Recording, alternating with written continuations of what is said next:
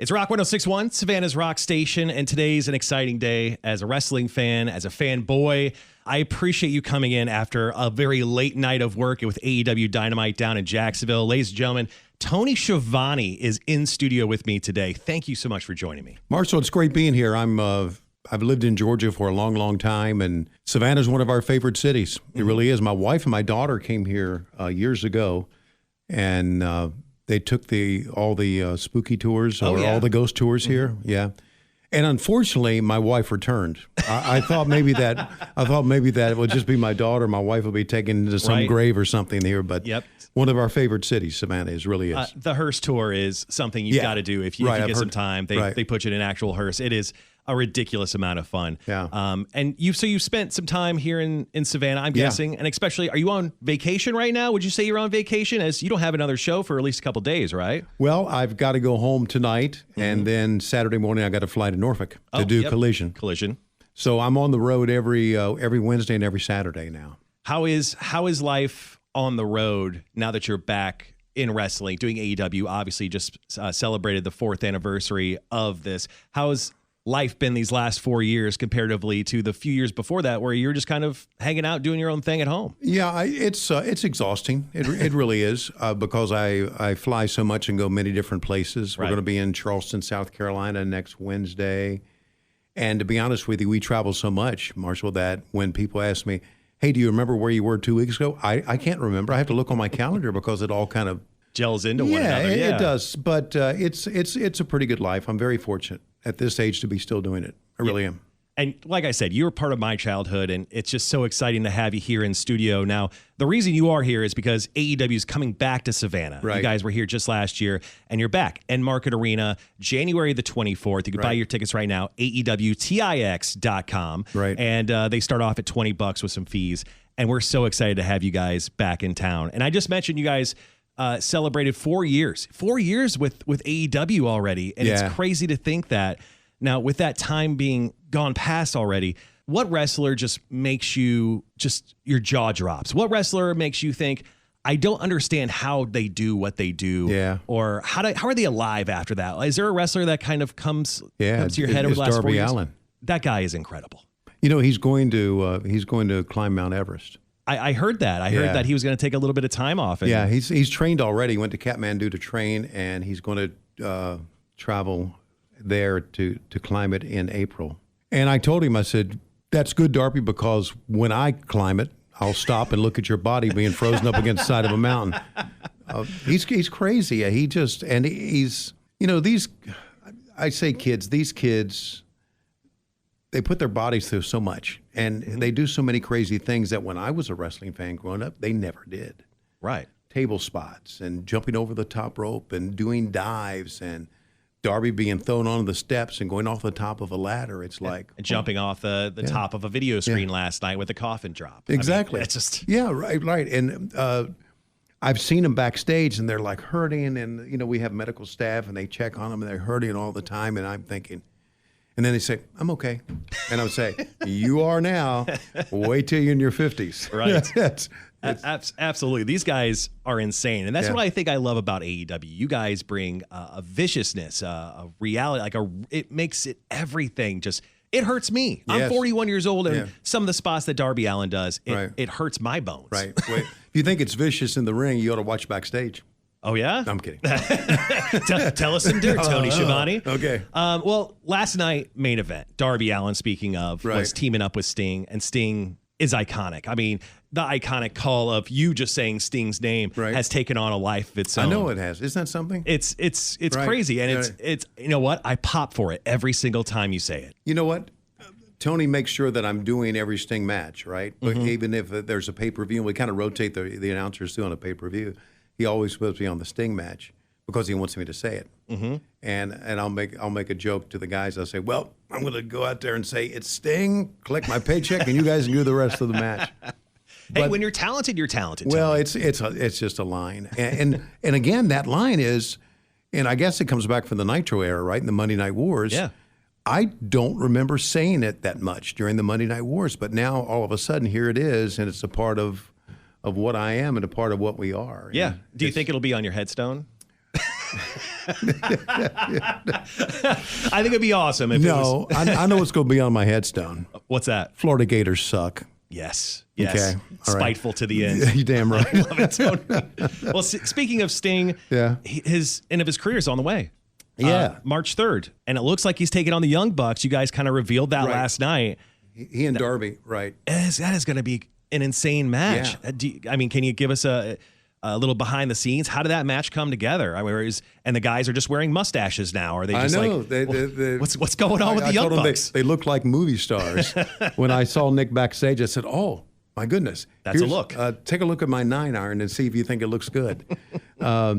It should be a great match, and the Young Bucks are really two of the most genuine, nicest kids I've ever worked with in my life. I have so much time for them. Nick and Matt. When I came back to wrestling, you never know if you've been away from wrestling, because I was away from wrestling for 18 years. Right. You never know how you're going to be received or how the kids are 18 years later, and they have welcomed me back, and Kenny Omega's the same way. All these kids at work are just great kids. So I'm glad to see them back wrestling. And we've talked about Darby and some of the crazy things he can do, and put him in the ring against the Young Bucks is going to be crazy.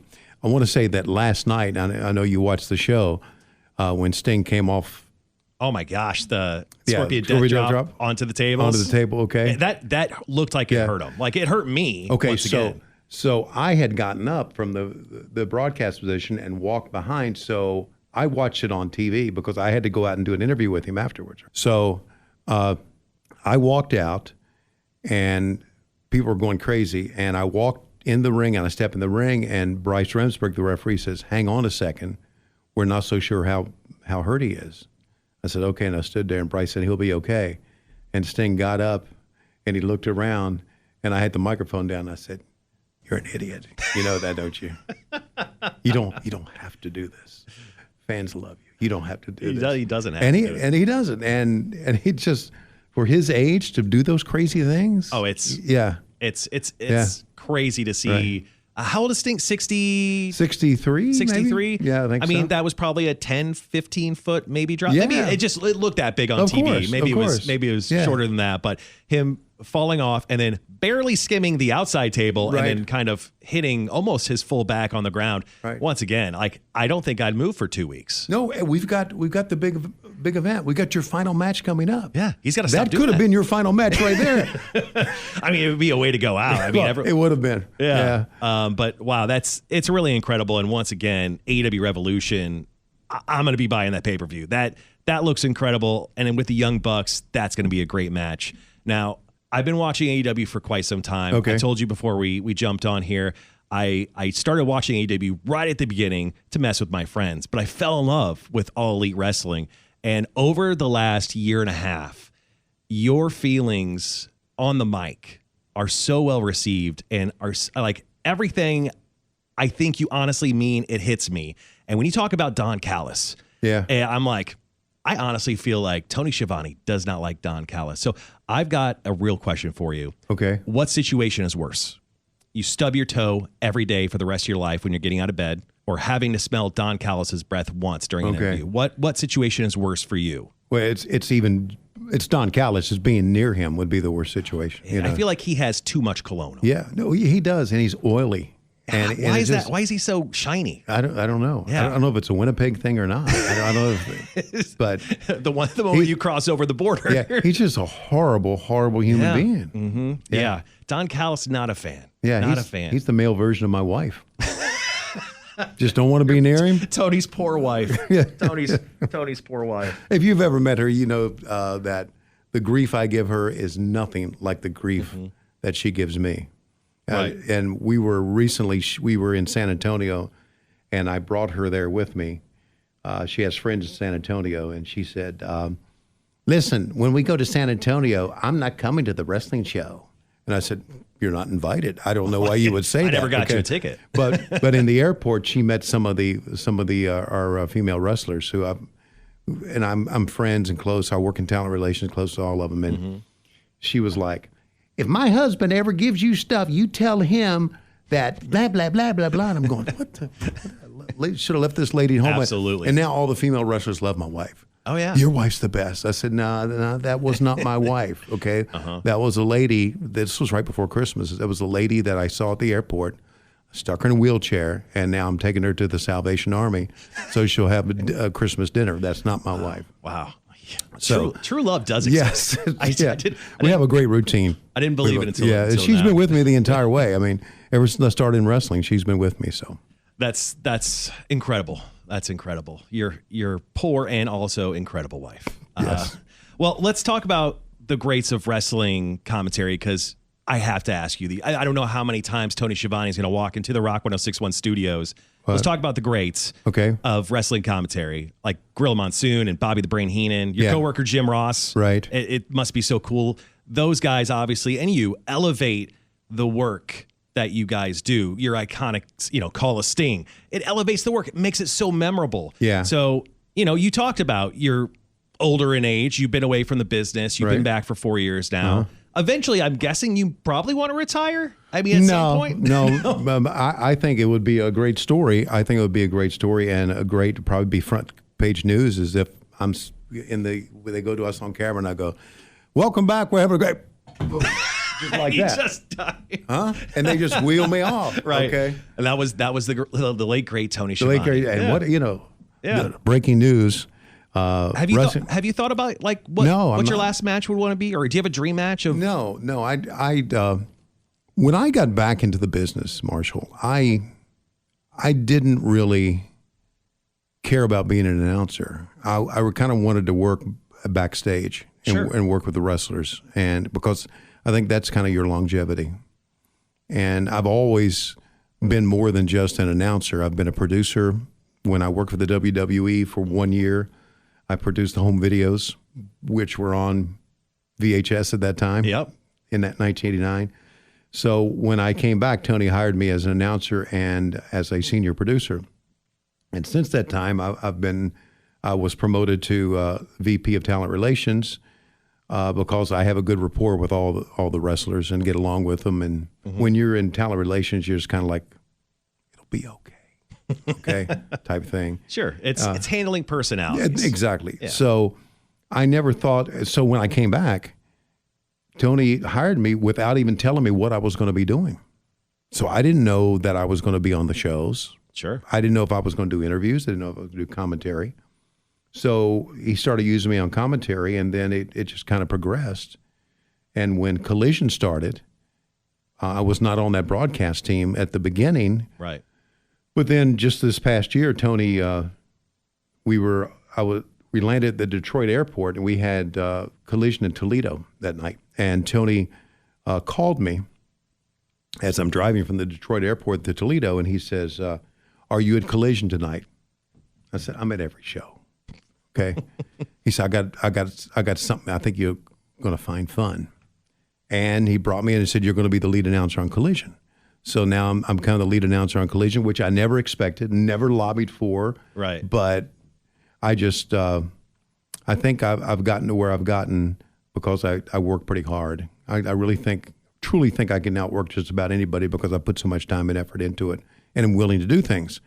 So I never thought I would go this far as an announcer, and I'm not so sure how long he's going to want me to be an announcer, Tony, come on. You bring those shows together. You're amazing at your job. You don't need to fly to Savannah, Georgia, or drive here and have me say that. You're incredible at what you do. Well, I appreciate you saying that. I'm as most people are, my own worst critic. Sure. I'm never. No one hates ourselves more than ourselves. Exactly. I don't have a big ego. I really don't. I just feel like I'm one of the guys that's trying to promote the product, make it sound good, make it sound better. And I think what I do, one thing I know that I do, is that my love of wrestling comes through because I was a big wrestling fan growing up in the 1970s, a big wrestling fan. And I always thought, wow, what a great, and I used to stand in front of the mirror and hold the brush and pretend I was interviewing guys. And when I started to do it, the Crockett's liked me because I was enthusiastic, but the enthusiasm was real. Right. And I'm still enthusiastic about it because I just love the business. And I think that's one of the reasons they like me so much, because I really do enjoy what I'm doing. Well, once again, Tony Schiavone in studio, AEW Dynamite coming to town. Right. Enmarket Arena, January the 24th. Tickets are on sale right now, AEWTIX.com. That's Before right. I let you go, one more question. Sure. So back in 2015, before you worked at the AEW, Right. I found this through your Wikipedia page, so this may be horrifically wrong, but I do know that you worked part-time at Starbucks. Yes, that's right. Just to make a little extra cash, which I commend you on, because I've had to do the same thing. I worked at Walgreens overnights while I was still trying to make my radio dream in Las Vegas work. Hey, you do what you got to do when it comes to that stuff. Yeah. Now, in that time, did you ever learn that sometimes the customer is wrong, and sometimes you just wanted to like Tiger Drive 91 them just right into the ground when they had like these ridiculously complicated orders they saw online? Well, my time at Starbucks was wonderful, because I got to work with a lot of 23-year-old girls who hated each other. Were you an instigator? No, not at all. But I was a referee. Okay. And that makes sense. I shouldn't say hate each other. They always gossip about each other. It was wonderful. It really was. And I worked the drive-through. Okay. And because I was good with people. But I remember this one lady came through, and her drink was not right. And she came through drive-through again, and her drink was not right again. And I gave it to our boss, and she didn't have enough of these sprinkles or whatever. Oh. Whatever, cinnamon sprinkles or whatever they had on. Yep. And my boss literally went. Just hammered the sprinkles. This no lie. She kept doing it and doing it. She went, hope she chokes on this So I've got to take this that I know has got that much or whatever it was in it and hand it to her. It's like cereal at that point. And they went, perfect. Oh my God. Thank you very much. But it was a great experience. I worked there 16 months. I would not trade it for anything. And my boss, who's a wonderful lady and still has been promoted to, she's in charge of a couple of Starbucks now, told me I always have a job at Starbucks if I wanted it. That's so kind of her. Isn't that great? Yeah. And I might take her up on it. Do you get free coffee at least? Yeah, you do. Okay. But I don't drink coffee.